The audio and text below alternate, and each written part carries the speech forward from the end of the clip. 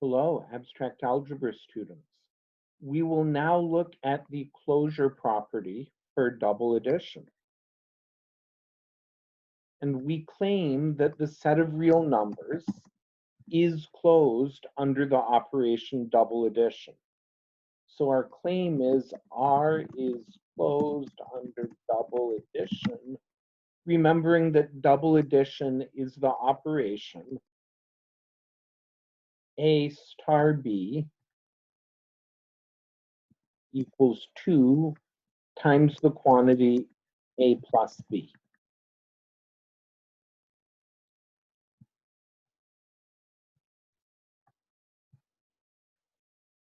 To figure out what we want to show, we apply the definition of the closure property to the set R under the operation double addition.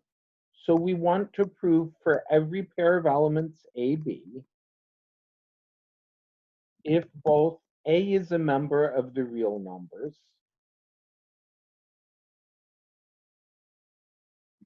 and B is a member of the set of real numbers,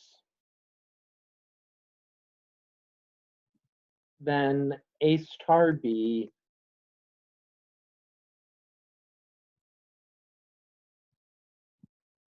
is a member of the set of real numbers. Okay. To prove this, we again have a statement that begins with a for all AB quantifier. So we begin by letting A and B be given. We now need to prove an if-then statement.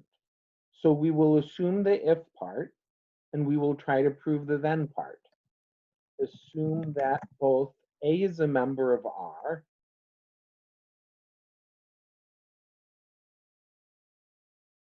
and B is a member of R.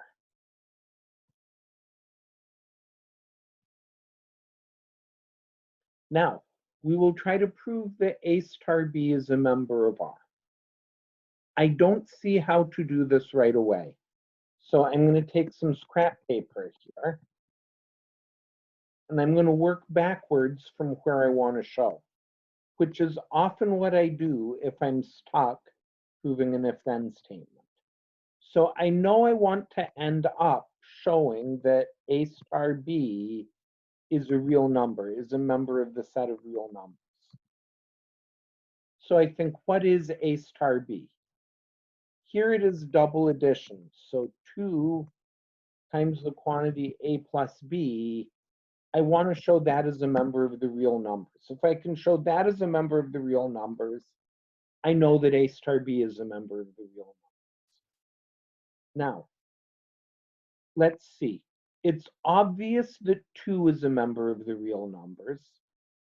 If I can show that A plus B is a member of the real numbers, I know that the real numbers are closed under ordinary multiplication. So if I can get that A plus B is a member of the real numbers, the closure of the reals under ordinary multiplication would get me that 2 times the quantity A plus B is a member of the real numbers. So I just need to get that A plus B is a member of the real numbers. But I already know that A and B are both real numbers. And if I check my bullseyes, I know that the real numbers are closed under ordinary addition. So here we go. Since we know that all of A is a member of the reals,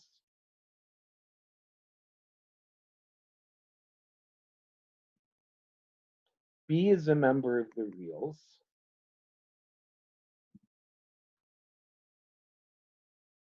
and the set of reals is closed under ordinary multiplication or under addition, it follows that A plus B is a member of the reals.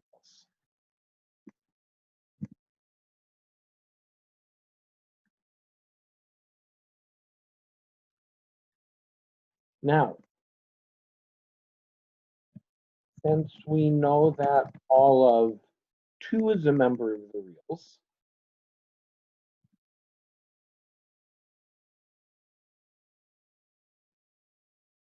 A plus B is a member of the reals,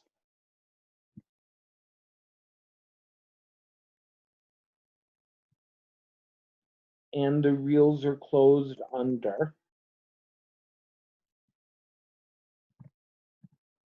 multiplication, it follows that 2 times the quantity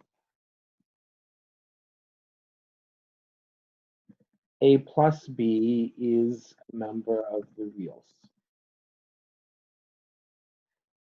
Now, to get from there to A star B is the member of the reals, just use definition of double multiplication. Therefore, since we know that, use the definition of double addition. Since we know that 2 times the quantity A plus B is a member of the reals, by definition of double addition, we may conclude that A star B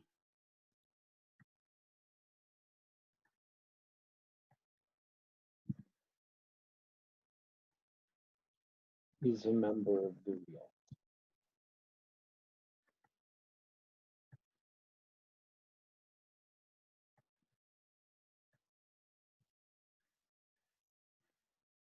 And that finishes the proof. Now, you may notice the similarity between well-defined proofs and closure proofs. Let me go back to the well-defined property for double addition. There were 5 sentences, as they were for the closure property. The first sentence involved letting elements be given. In each case, the second sentence involved assumptions about the elements. In the well-defined property, you assumed A equals Y and B equals Z. For the closure property, you assumed that A was in R and B was in R. The third sentence involved making a statement about A plus B. In the well-defined property, you assumed that A plus B equals Y plus Z. In the closure property, you argued that A plus B was in R. The fourth sentence in both involved making an argument about 2 times the quantity A plus B.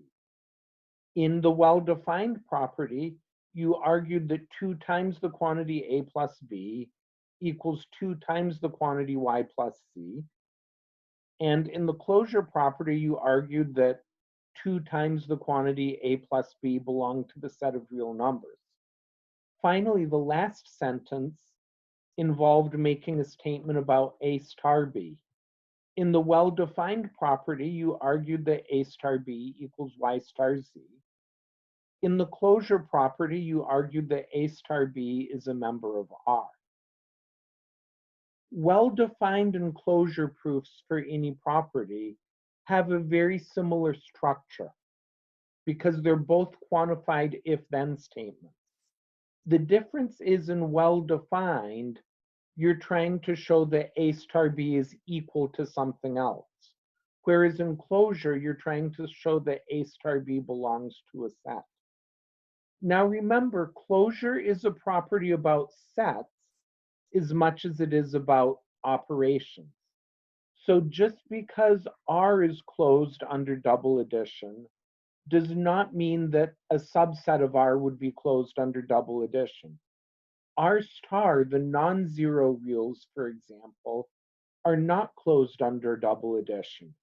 You could choose A equals 1 and B equals -1, and you'd get that A star B equals 2 times 0 equals 0, which is not a non-zero real.